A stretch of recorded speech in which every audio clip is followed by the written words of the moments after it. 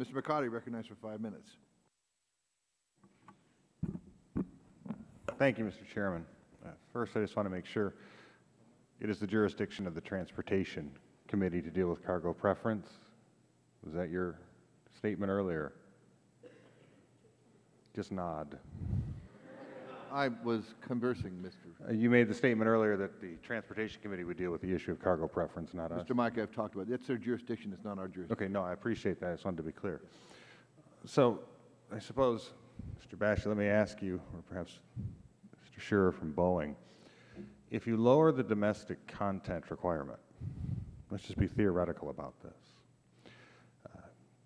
If lowering it is good, isn't eliminating it altogether even better? Wouldn't you make even more money doing that?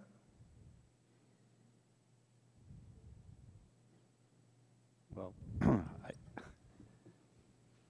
it's an interesting question that you would ask. I certainly wouldn't propose that. I mean, you know, it would sort of give rise to the reason why would Exxon? I mean, what's the purpose? What's the reason? I mean, you know, there's got to be, you know, a content reason. There's got to be something that's going to support the industry domiciled in a particular country. You know, it would seem to make the most sense. I think what we've got here is a situation of unintended consequences, though, of having content level so high that, in fact, it causes us to be uncompetitive. And then the number, the percentage, then, you believe is the optimal percentage for the next 6 years, or however long it may be reauthorized. That what you're asking for the change from X to Y, that Y that you're proposing is now the optimal number for domestic content percentage.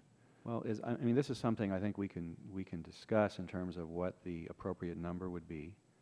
I do recall in my history of working at the Boeing company that at one time, back in the early and mid '80s, the content requirement was 97%, and it was trust me, it was a real huge problem. If I can on that point, yeah, I can understand that, because growing up around Detroit in the '80s, we used to have a whole lot more manufacturing than we do now, and the number was put down, I suppose, as a result of that. I'm sure it had no contributory effect to that. My question is then, is not when you take not the major company, but say the small-scale suppliers, and the contract for those inputs into the eventual product are outsourced, is that not a cost-benefit determination by the corporation to do that? Absolutely.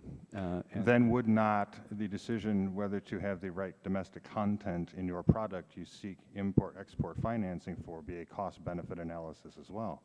That would be put into, I think, a consideration of whether the smaller suppliers are outsourced or not, with a higher figure. Certainly.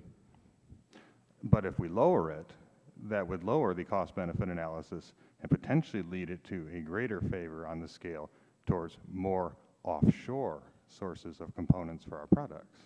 Not necessarily. So it would not have, well, it would, whether you decide to follow it or whether it has a maximal impact on the decision, it will have some relationship to the cost-benefit analysis, because it will be easier to do it with a lower requirement.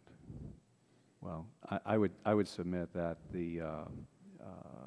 in order, look, the Chinese right now are building a new airplane. Okay. The communist Chinese, yes, I know. And they're sourcing a lot of their components for that aircraft in the U.S.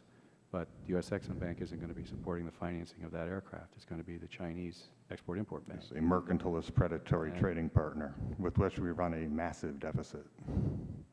I'm aware of that. I'm concerned now with what's in front of us. Would it not make it easier to seek outside components from offshore if we lower that requirement, or at least within the cost-benefit analysis? As far as the Boeing company is concerned, I don't think so, and the reason for that is because of the terms of the aircraft sector understanding under the issue from a pure cost perspective. The Exim Bank financing is not subsidized. It's very close to market terms, so from a cost perspective, no. The issue for us is availability of the financing and ensuring that we've got a comprehensive and competitive financing package to ensure that we have a level playing field. We're competing against Airbus. We're going to be competing against the C-Series aircraft at Bombardier, and so on. Well, I appreciate that from Boeing anyways. I know my time is up. I just have one last quick question. Mr. Basha, under your number 1 recommendations, I want to see if I got this in a nutshell, because this place is a nut house. You want more liability. You want to be able to incur more liability by raising the cap, and you want to report less, which would be less congressional oversight, right?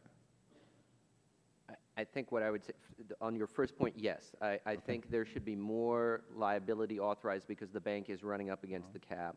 As far as less congressional oversight, no, I would not say that, Congressman. I would say that at the moment, that number has not been revised for years, potentially decades, to adjust for inflation. Well, if the chairman's indulgence, without objections, let me follow up. Second round of questions, too. Yeah, it says, in addition, we urge raising the statutory threshold for congressional notification from 100 million to 400 million and adjust for inflation. Right. So that you would be required less There would often be to fewer notify us. notifications. I'm sorry, yes, absolutely. I didn't mean, what I meant was that the committee would obviously continue to have jurisdiction. Just less notifications, yes. We will have a second round of questions now. We have plenty of time.